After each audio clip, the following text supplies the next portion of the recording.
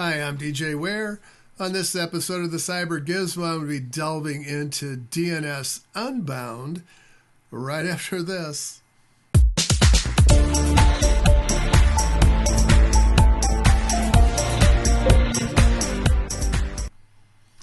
So I wanted to take a look at Unbound, which is a software package. I think probably most of you know of it, and talk about some of the things that it can do. Now, I run, for my domain name service, I run a normal bind 9 server.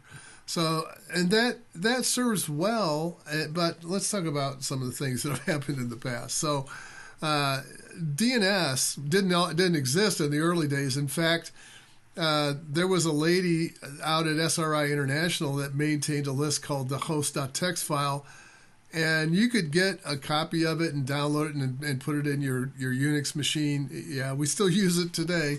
If you go out to Etsy host, that's it. That's the format of it. So, yeah, and that got a little unwieldy after a while. And Jake, which was her nickname, went and she would put it on Whois for a while. And, yeah, that's still around too. And then it just got bigger and bigger as the number of servers expanded and expanded. And finally, about 1983, they were talking about needing something else. I think there was a host registry for a while that SRI also published, but all these things required work. Somebody had to maintain them. And what they really wanted was to have some mechanism that people could self-maintain their particular parts of it. And Paul Macapedras, he invented DNS back in 1983. It didn't become a standard until about 84, and there was some code that was written. Bind came out of that. There was a project by a number of people, and then it went through a number of iterations and kept growing and adding on more features as time went on. But it arrived just in time because about 10 years later, the lid blew off and the number of servers just accelerated through the roof. In 2009, people started saying, DNS is great, but the problem with it is that it's not encrypted. I mean, the traffic going across the internet, because we didn't encrypt traffic back then. We just didn't need to. Why? And besides, it took a long time for those hosts back then to decrypt and encrypt a message. So, in 2009, a group invented a thing called DNSCurve and DNSCrypt. DNSCrypt, and that software was so simple. It was so elegant. It was just a really clever, I'm not going to call it a hack. It was just a really clever approach to doing it. It worked great. And of course, it wasn't complex enough, and so nobody used it. That's just so typical of, software that if it's not complex, nobody will use it because they don't equate power with simplicity. So that kind of laid there for a while. We still needed some way to encrypt DNS. And so in 2015, the right idea came up with, why don't we just use TLS? And so they started working on that, and it kind of laid there after they got it finished. Nobody really cared about it. Nobody wanted it. And in 2018, they worked on it again and said, look, the problem with TLS is that you can block it. It could because it uses a standard port. Why don't we just put it on HTTPS and then we can just use that? I mean, right? It's simpler. I mean, that's the future, isn't it? And so, yeah, people did that, but nobody cared. Microsoft didn't want to mess with DNS. It was working. The old adage is if it ain't broke, don't fix it. So Microsoft wasn't interested in touching it. Apple wasn't interested in touching it, and neither was Linux. None of them wanted to touch it. It was too big, and it would require a huge amount of work to migrate the internet host over to something new.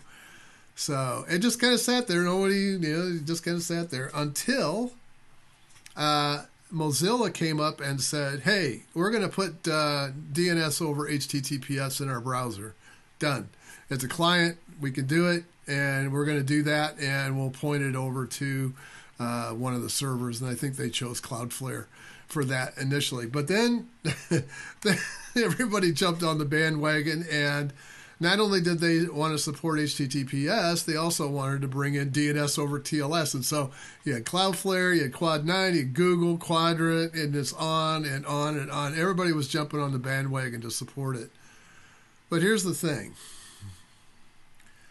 I have to have a server to send when I have a DNS query, basically what I'm doing is I'm doing a phone book lookup, right? I'm taking either the part of the URL, which contains the fully qualified domain name, and I'm going to translate it to an IP address. That can be an IPv4, it can be an IPv6.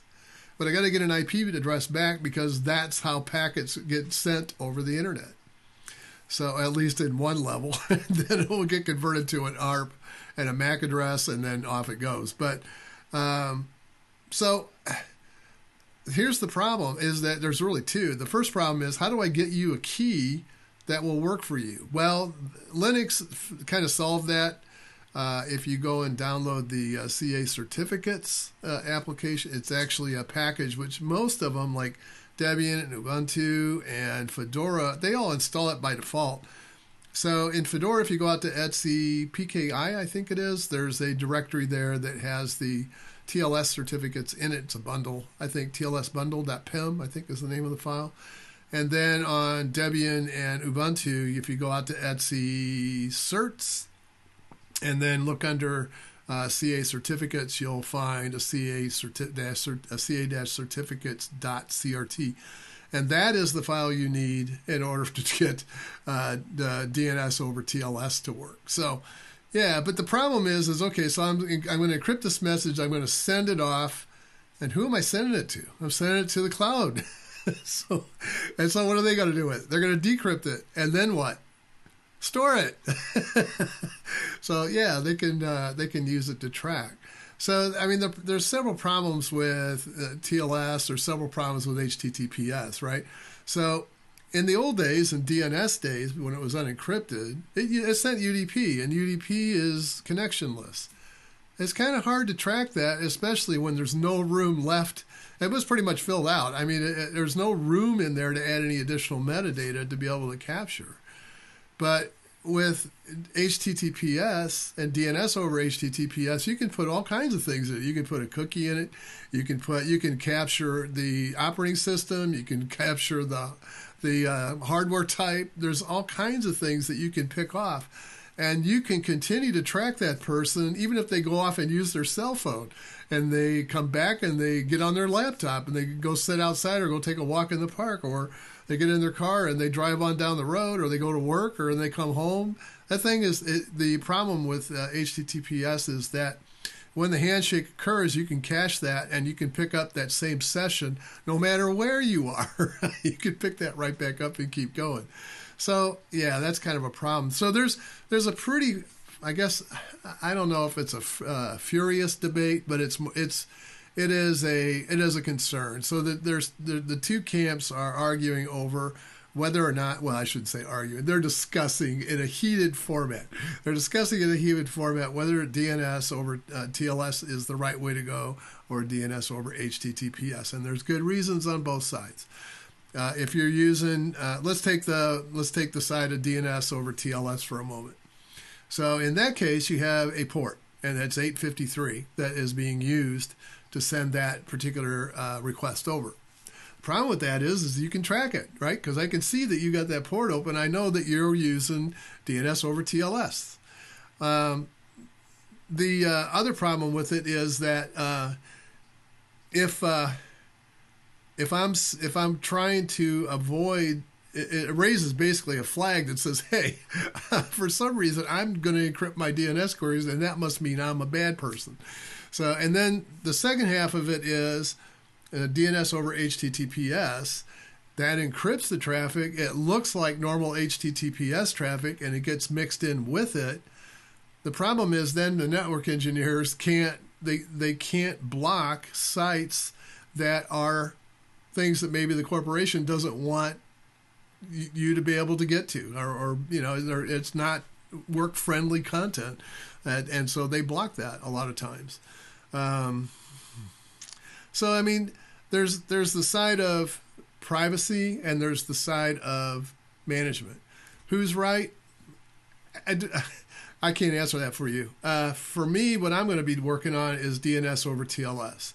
That's what I'm going to be looking at today. That seems to fit what I need better, but I don't want to hand it off to a single provider. And so I'm going to try Unbound because the way I understand that Unbound works is that I can cycle through a number of servers, a number of DNS over TLS servers, and so I can then spread my requests for DNS out over those servers without allowing too much information to be collected on me from any one server. Now, yeah, you might want to go and look at DNS over HTTPS. There is instructions under Unbound to do that, and you might want to look those over. It is not trivial to set up DNS over HTTPS because it does require some external services that have to be used. Whereas DNS over TLS is all inside of Unbound, and it's a lot easier to set up.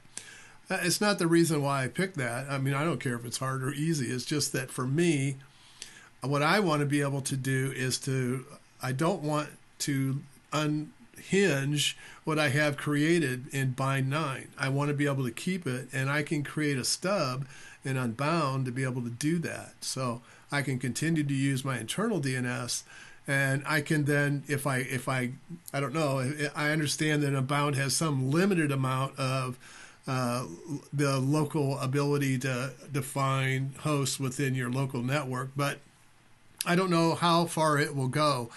I have a fairly complex network. I do not use VLANs. I have a reason for that, and it's because I've worked around security for far too long, and I know how to crack VLANs, and I'm not interested in having those on my network. I use physical cables, and I use old-fashioned routing. It is really hard to break through a cable. It can be done, but it's a lot harder than it is to break through a VLAN. A VLAN you can actually tunnel inside of a VLAN pretty easily. I know there's probably people saying, oh, no, you can't. I said, well, yes, you can. And in fact, we have done it many times. So, but you get into hard connections, and it's not so easy. You can't make electrons jump. It just doesn't work too well. But so let me go set up and let's go do an install. I'll be right back. Okay, so I have created a server. It is running Ubuntu 20.10. So this, and it's the server version, not the desktop. So I have finished the installation. I have created a manual IP, and that way I have it always as 192.168.173. So that won't change. There's no DHCP involved. And the second thing I have done is I have installed the updates. I've also gone ahead and installed my usual HTTP and glances and all that stuff. So the next thing to do here is I need to set a host name to make sure that I have a fully qualified domain name defined. So I will do that, and this is called b2mcknife.info. And then we'll go. I don't know why they don't edit this file. It just, I guess, I don't know. How hard can that be, guys? How hard can that be? But you need to have that also listed in there as well. So I have that.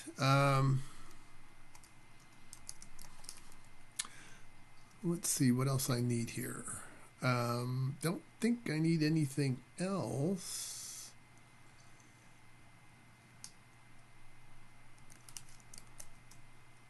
So hang on just a second. Okay, I just want to make sure that I've got everything the way I want it. So the next thing I want to do is, well, let's just search for it first.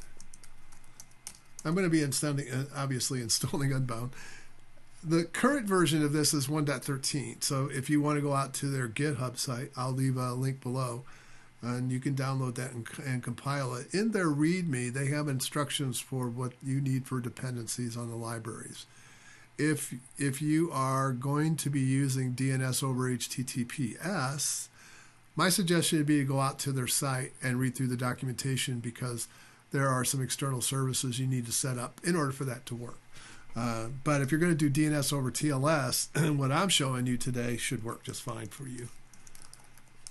I can't speak for all Linux distributions. I mean, that would be silly.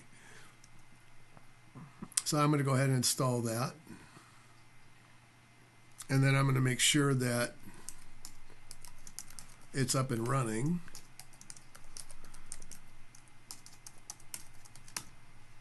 And it is. Yay. Good so far. Now this will automatically set up some directories for you. So let's talk about which ones it's going to actually set up. So the first one is in DNS Unbound. It will have your control key. Now, Unbound Control is a software application that will allow you to status and look at statistics and check out different aspects of the system. We'll kind of go through that a little bit today, but you need keys generated for that, and it already has set those up for us. The other one is the server keys that you'll need in order for the DNSSEC to work, and Unbound sets that up automatically for you as well, and including, there's two pieces to it. There's the server side, and then there is the trust anchor, which that'll show you where that particular key is located. So yeah, I mean, I could go show you my keys. It's not going to matter to me, but those will be created automatically during the install and installed in root.key. I mean, I'm going to destroy this. So now we haven't talked about DNSSEC at all. DNSSEC is really another layer of security, and it was designed to prevent someone from poisoning the DNS cache. Now, what does that mean? So if I poison their DNS cache, what I am doing is I'm attempting to change the IP address on a public server. Maybe it's your bank, maybe it's your credit card company, but I'm trying to poison it so you will go to my version of that site, and maybe I can get your password and your login and all that good stuff from you. So, I mean, that is what DNSSEC is attempting to prevent. It doesn't really do much for you as far as, it's still unencrypted traffic that's going over. The only thing it does is it makes sure that the keys that it receives are the same that it expects. So, yeah, so that's what that's about. This directory here, the unbound conf is your config file, but there's not much in it. It just has a include for the top level on the unbound config.d, and so you'll want to put whatever changes you want in config.d. The other thing that I mentioned earlier, and we'll go look at that. I think this is it. Let's see.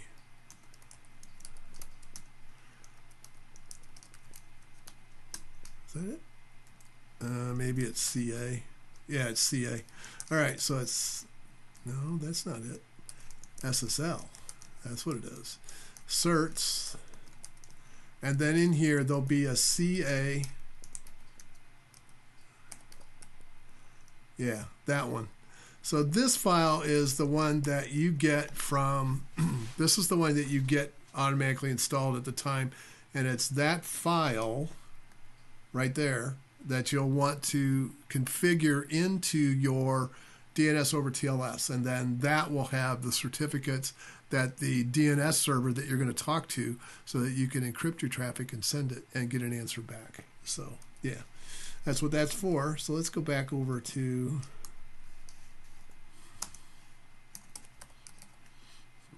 Unbound.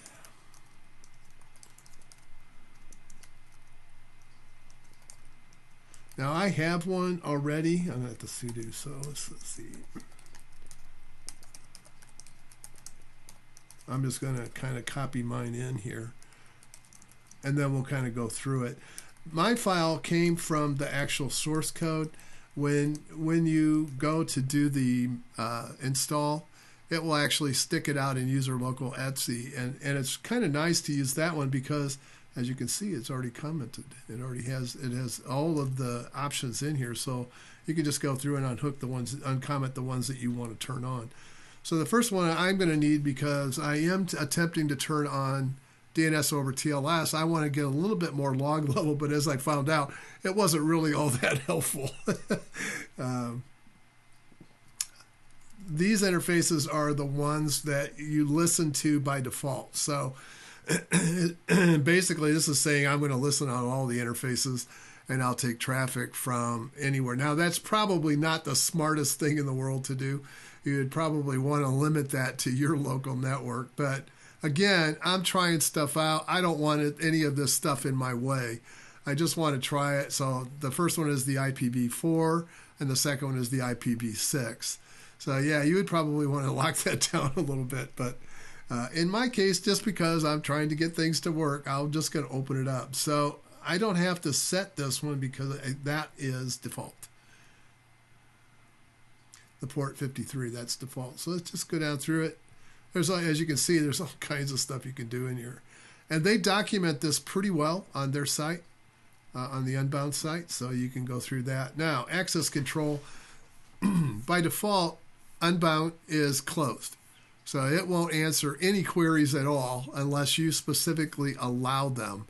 So what this is telling Unbound is that if the request comes in from the local host, to allow it, and also the local network. So both of those, both the local host and the local network can come in and will allow those connections. The second one is the access from my local network here.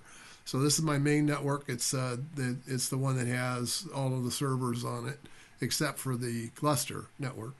And I'm allowing requests to come in from that network. And then the second one is the cluster network, and I'm going to allow those servers to come in as well. And this is just the home version of IPv6.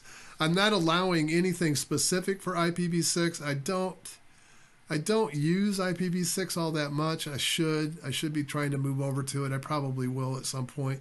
But you know, I live in the I grew up in the IPv4 world, and it's really hard to go back. If you want to cheroot Unbound, in other words, you want it to lock it into a certain set of directories that you want it to look at, you can set that here. So yeah, you can put in the name of the actual directory, or you can just leave it blank. If you leave it blank, it doesn't turn cheroot on. Username, this is the username in which the Unbound service is bound to. So by default, under System D, everything will bind to root. That's never a good idea. So now this has created, hopefully has created the user Unbound, and we'll check that. And that should then bind this service to that. If it hasn't, we'll create that user. So we'll need to check that. Root hints, I need to download this file. This is your top level domains for the internet. So whenever you can think of the domain name service on the internet site as an inverted tree. So the top level domain is all of the servers that, and what they used to, they don't anymore, but they used to have specific domain servers that they would pass off to for things like .edu addresses, things like .com and .org and .info and .gov and .mil. But that got out of hand because they started allowing .tv and all these other ones. There's hundreds of them now. And so now, instead of having separate servers for each of those, they just have, I think it's A through M is the latest one, I think. And so, yeah, they have quite a few of them now that they go through. But they don't differentiate anymore, as far as I know. Now they may internally do that, but I'm not sure. I'd have to go actually download all of them to get that information. I haven't done that in years, so it just works. You just get to the top level domain, and everything after that works. It's not my problem. So this one is saying that there's a chain of trust here, right, between all of the domains that are out there. Since MacKnife.info is internal, I don't care about DNSSEC. I don't need it for internal. I know if it's going to my site, it's not leaving my site, then I'm not worried about it. So I'm saying the domain is insecure for MacKnife.info, and that's legacy. I have partial DNSSEC turned on the server, but not full. I use it to replicate any changes from one server to another, but I don't actually have it turned on to validate externally because it's not exposed externally. I don't run a split brain, so yeah. But if I did, I would turn on DNSSEC, but I just don't want the overhead. So anyway, and besides, this is going to go away anyway. I'm going to replace it with something, and hopefully it's this. That's the plan. That's the, yeah, I know, the well-laid plans. But anyway, that's the thought at the moment of where I'm going to go with this. You know, engineers, they never leave anything alone. I mean, you get it working, and then you got to blow it up, right? Okay, so there's the cert bundle, and this is the cert bundle that is going to be used for TLS. So, and I am pointing it to the file that I just showed you, which is an Etsy SSL certs, CA certificates.crt. And that's where it will go. Now, what do we do with it once we get there? We got to get down here a little bit. It should be a stub coming up first. Yeah, that's not mine. So, oh yeah, remote control. So this one is used for the Unbound control application. If that's not enabled, it don't work. It won't connect. It's just like anything else. Unbound is locked over to closed. So you can't access it unless you explicitly open it. Now, if you had a split brain and you had this DNS out exposed, you probably wouldn't want that on because then people could be checking out how your site works and getting all the configuration and probably changing some stuff too. So for me, and because I'm trying to learn this and use it and see if it can actually replace, I'm going to turn it on so I can play with it as well. So that's why it's on. But this is internal. This site is internal. It's not exposed anywhere outside the network.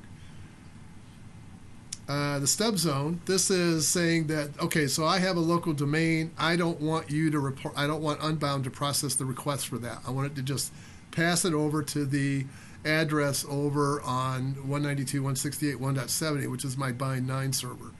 So anything that says macdive.info after it, that goes to that server. It'll figure it out and give you an IP address back. This one is the forwarder. So normally you would only have one, right? Or two. You might have two in here. But when you have TLS, you can do some really cool things with Unbound. And so that's what I want to do. The first thing is it says any address or queries except for, of course, macdive.info. Any requests for any domains are going to go through this chain. And I have turned on the TLS upstream. So that means that I'm going to expect a TLS connection on the other end. And if I don't get it, then fail the server, okay? So that's the idea here. So Quad 9, these are the server addresses for them, and I have IPv6 and IPv4 addresses. Now, one thing I'm going to tell you, if you've used a lot of, you'll notice the pound sign here in the file is comments, but if a pound sign here is not a comment. So this is my IPv6 address. Let's use the IPv4. It's probably a little easier for you to understand. So there's my IPv4 address, 9.9.9.9, and it's at 853. Now you can go look those up. You can go out to Quad 9 and they'll tell you where they are for DNS over TLS. But they'll give you the IP address, but you'll need to know what the host name is, and that's because when you have a cert, TLS cert, it certifies against the host name, not the host IP address. So that's why the pound sign is part of the command structure here, or the definition. So it says anything after an @ sign is the port number. Anything after the pound sign, or if you prefer hashtag, it's a pound. But anyway, DNS.quad9.net. So that's it. Is how it's going to resolve. And then the secondary IPv6 is this one, and the secondary IPv4 is that one. And then you're probably going, why are you using Cloudflare? I thought you just said. So here's the thing. I'm testing this I've only had this up for a day, so I'm testing this, and so I want to pick one that works. I don't care if they see what I'm just testing. I don't care if they record this. I don't care because I'm not probably going to send them anything sensitive anyway. But I know that Cloudflare does handle DNS over TLS. I don't know about Quad 9. I don't know how well that works.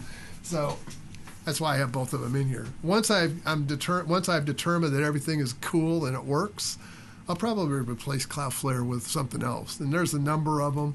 I'll probably put some links below where you can go and find those. There's a number of private DNS servers that have come up in the last year or two that claim not to record what you are doing, but then how do you know? I mean, it's basically a trust, right? They said, we don't record, we don't store it, and you kind of either you trust them or you don't, right? So same thing here. I have the DNS IPv6 and then the DNS server for the IPv4. So that's all I should need for that. And then as I understand Unbound, what will happen here is the first request will go out to the first, if it's an IPv4, it's going to go to 9.9.9. The next request should go to it might go to 149, it might go to 1.1.1. I don't know yet. That's what we're going to find out.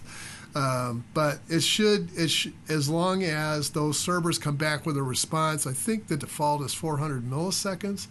As long as they come back within that time frame and it doesn't time out, it should treat those equally and then spread the DNS requests out across the servers. So the advantage here is that you're not allowing any one site to gain a full picture about what you're doing. So anyway, that's the idea. So I don't think there's anything else in here. We'll just scroll down to the end. I think that's it. That's it.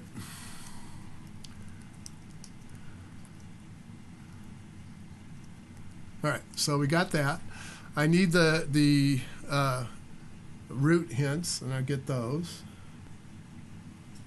So I'm going to back up a directory here, and then I'm going to paste in the command that I used earlier. So I have to be sudo, obviously, because I am in a directory that's owned by root. So I'm going to get a file from the internetnic.net domain named.root. I'm going to save it as, this is just level 0, and then I want Etsy Unbound root hints. And I should have it. And that's the location that I told the configuration where to find it. So as you can see, formerly.net, formerly.edu, this is server A, B, formerly.gov. That's the way it was originally laid out when I started. These were all top-level domains for the .mil, and this was the top-level domain for the .net. But as you can see, they've added quite a few of them now. And some of them are duplicate because they probably fail over or they load balance. So anyway, hopefully we've done everything we can do.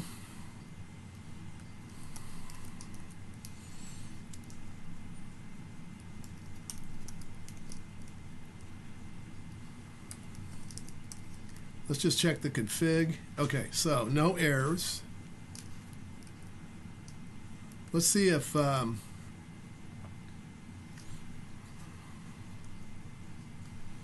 all right, so I'm gonna do, and one of the things I did notice that if I went into Unbound Control and did a reload, it didn't seem to pick up the certs. So, but it did seem to pick up the rest of it, but it didn't pick up the certs for some reason. So what I'm gonna do is I'm gonna stop.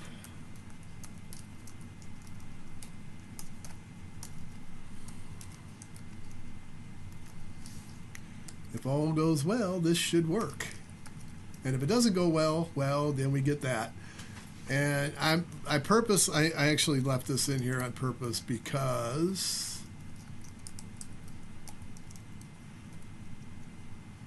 failed to start Unbound DNS server. Anybody know why? Anybody want to take a guess why? I'll show you why.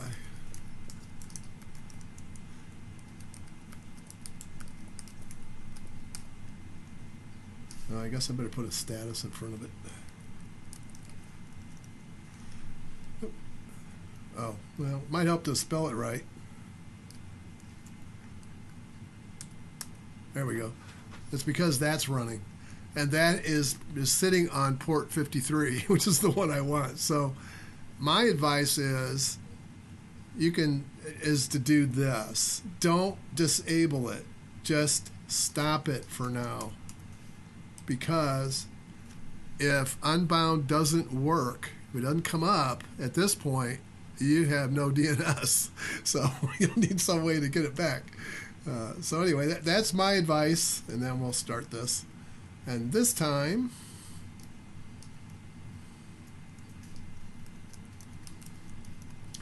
we should be all hunky-dory. So now at this point, you can go ahead, once you know that this, well, first of all, let's see if we're actually able to ping. Let's try an NS lookup first. Or if you prefer, let's do a dig. And this will take a minute because it is going over TLS. It's got to load that in. It's not liking me, is it? No, it's not liking me at all.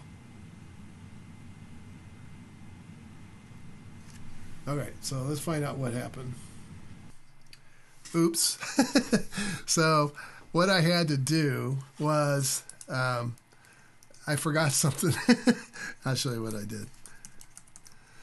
So when you have that stupid resolver D up, the system D, resolve D up, it creates a file out here called resolve.config, and it points over to systemd resolves stub resolve config.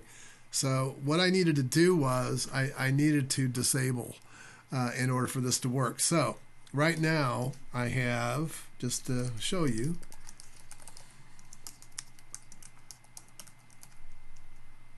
that's there and it's running. And I also have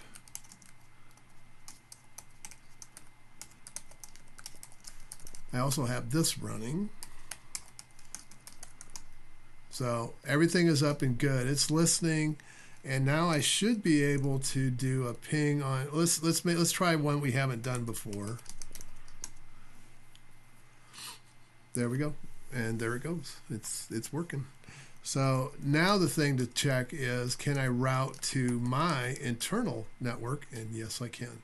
So I have DNSSEC turned on, and I have to get the command to do that. I'll put it in the show notes, but you should get an AD flag back when you do a dig on that particular domain. So, yeah, if at the top level domain for, I don't know, com or net or whatever, that's the only place that matters. And then after that, the chain of trust will take care of the rest of it. But let's see. Can I get my caching stuff down? Yep, that's all working. So that, with the exception of one goof, so what I had to do was I had to do a system control and then a disable on systemd-resolve D, and that got rid of it. That got rid of the problem. I probably could have gone in and edited the file manually.